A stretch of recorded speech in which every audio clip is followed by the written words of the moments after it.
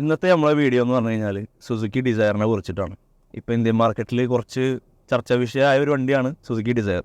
അപ്പോൾ തന്നെ എല്ലാവരും ശ്രദ്ധിച്ചിട്ടുണ്ടാവും, സുസുക്കി ഡിസയർ, സ്വിഫ്റ്റ് ഡിസയർ എന്നെന്താ പറയാത്തത്. ആക്ച്വലി വെറും ഡിസയർ എന്നുള്ള ബ്രാൻഡിങ്ങിലാണ് അവരിപ്പോൾ ഇൻട്രൊഡ്യൂസ് ചെയ്തിട്ടുള്ളത്. ഇത് ആക്ച്വലി 2017 മുതൽ തന്നെ അവർ ഡിസയർ എന്നുള്ള ഒരു ടാഗ് ലൈനോട് കൂടിയിട്ട് തന്നെ വണ്ടി ഇൻട്രൊഡ്യൂസ് ചെയ്തിട്ടുണ്ടായിരുന്നു. പക്ഷേ എല്ലാവരും സ്വിഫ്റ്റ് ഡിസയർ എന്നാണ് പറയുക. എന്തുകൊണ്ടാണ്? അതിൻ്റെ ഫ്രണ്ട് ഫേസ് എപ്പോഴും ആ സ്വിഫ്റ്റിൻ്റെ അതേപോലെ ആയിരിക്കും. പക്ഷേ ഇത്തവണ അവർ അത് ചേഞ്ച് ചെയ്യാൻ ശ്രമിച്ചിട്ടുണ്ട്. അപ്പോൾ ഇത്തവണ ഒന്നുകൂടി ഒരു പ്രീമിയം ലുക്കിംഗ് സെഡാനായിട്ട് മാറി. അപ്പോൾ നമുക്കറിയാം, ഇന്ത്യൻ മാർക്കറ്റിൽ ഒരു ഡൈയിങ് സെഗ്മെൻ്റാണ് സെഡാൻ സെഗ്മെൻറ്റ്. ഈ സെഗ്മെൻറ്റിൽ ഏറ്റവും കോമ്പറ്റീറ്റീവ് ആയിട്ടുള്ള സെഗ്മെൻറ്റ്സ് ഉള്ളത് എന്ന് പറഞ്ഞു കഴിഞ്ഞാൽ സബ് 4 മീറ്ററിലാണ്. ഈ സബ് 4 മീറ്ററിൽ കോമ്പറ്റീഷൻ വരുന്നതൊന്ന് ഹോണ്ട അമേസ്, അതുപോലെ ടാറ്റ ടിഗോർ, പിന്നെ ഹ്യുണ്ടയുടെ ഓറ, ഇതൊക്കെയാണ് മെയിൻ കോമ്പറ്റീറ്റേഴ്സ്.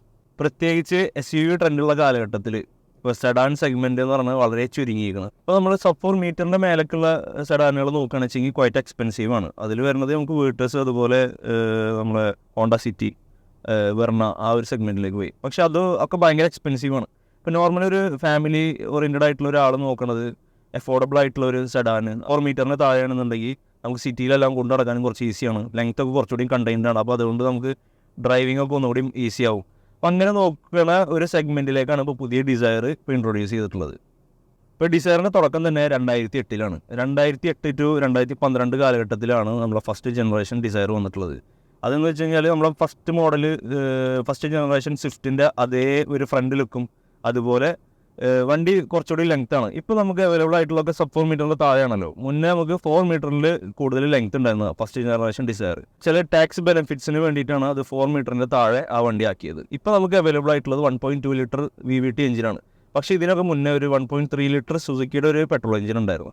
അതെന്ന് പറയുന്നത് ഒരു 88 ഹോഴ്സ് പവർ, ആ ഒരു റേഞ്ചിൽ പവർ പ്രൊഡ്യൂസ് ചെയ്തിരുന്നത്. പക്ഷേ അത് അധികം കാലം ഉണ്ടായിരുന്നില്ല. 2010 BS4 എമിഷൻ നോംസ് വന്നപ്പോൾ അവരത് ഡംപ് ചെയ്തു. പിന്നെയാണ് അവർ 1.2 ലിറ്റർ VVT എഞ്ചിന് ഇൻട്രൊഡ്യൂസ് ചെയ്തത്. അതാണ് ഇപ്പോഴും നമുക്ക് ആക്ച്വലി അവൈലബിൾ ആയിട്ടുള്ളത്.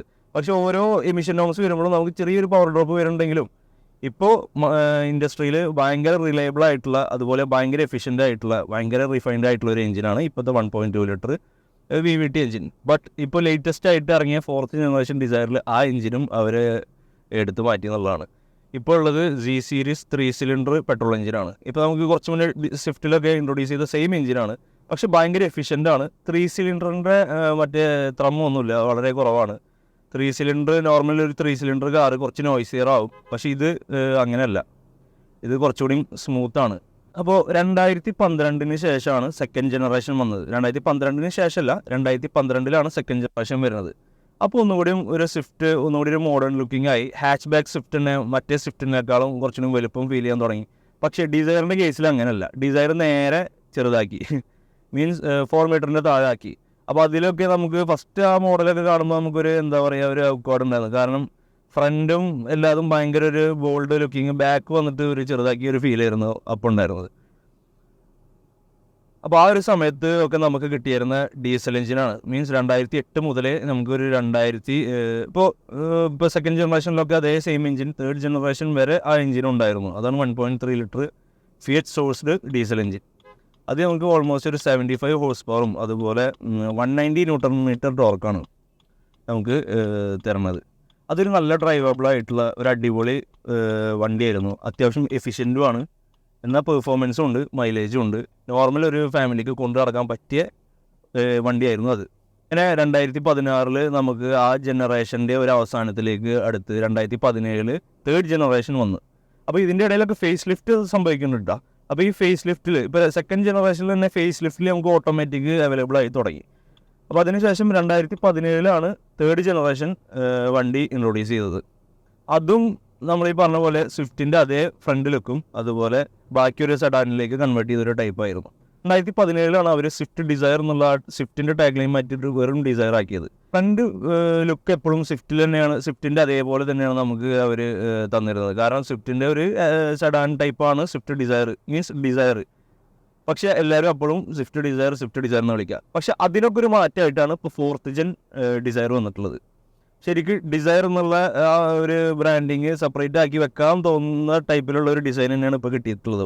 കാരണം നോർമൽ സ്വിഫ്റ്റിൽ നിന്നും വണ്ടി എൻ്റയർലി ഡിഫറൻ്റ് ആണ്. ഫ്രണ്ട് ലുക്സും അതുപോലെ സൈഡായാലും ബാക്കായാലും നല്ലൊരു premium looking sub 4 metre compact sedan എന്ന് പറഞ്ഞ ആ ഒരു ലെവലിലേക്ക് എത്തിയിട്ടുണ്ട്. കാരണം ഇപ്പോൾ ഒരു ബെസ്റ്റ് ലുക്കിംഗ് ആയിട്ട് ഇതുവരെ ഇപ്പോൾ ഹോണ്ട അമേസ് വരാനിരിക്കുന്നുണ്ട്.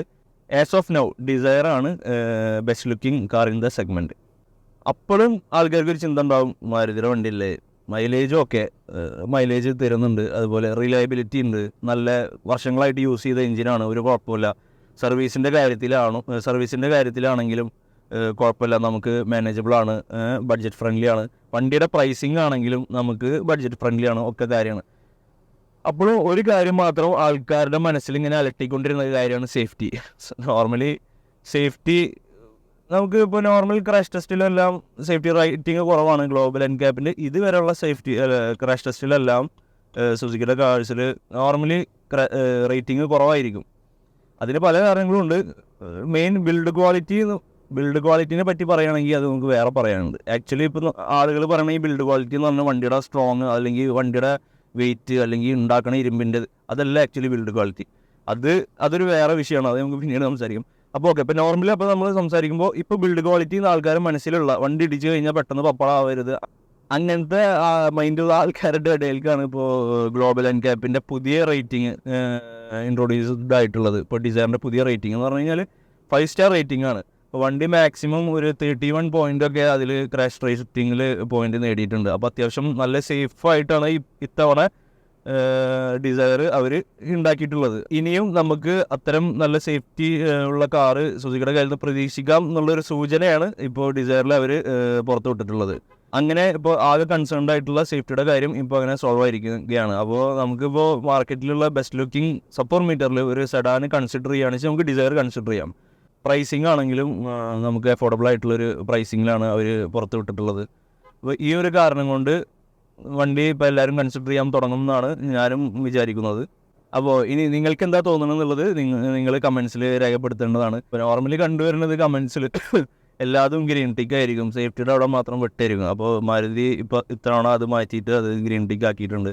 അപ്പോൾ നമ്മുടെ ടർബോ കാഴ്സ് ചാനലിൽ കുറച്ച് ഗ്യാപ്പിന് ശേഷമാണ് ഇപ്പോൾ നമ്മൾ വീഡിയോ ഇടണത്.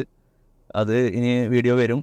ഇപ്പോൾ ഞാനും ഒരു കാർ വാങ്ങിയിട്ടുണ്ട്, അതിൻ്റെ ഒരു എന്താ പറയുക, ഒരു ഇൻഡെപ്ത് റിവ്യൂ മീൻസ് ഞാൻ ഇപ്പോൾ ഒരു കാർ വാങ്ങി ഇപ്പോൾ ഒരു 5 മാസമായി. സുസുക്കിയുടെ ഫ്രോങ്സ് ആണ്, ഒരു 5 മാസമായി. അപ്പോൾ എല്ലാവരും വണ്ടി വാങ്ങിയിട്ട് ഫസ്റ്റിൽ തന്നെ വീഡിയോ ചെയ്യാറുണ്ട്. അപ്പോൾ ഞാനൊരു വെറൈറ്റി പിടിക്കാമെന്ന് വിചാരിച്ചു.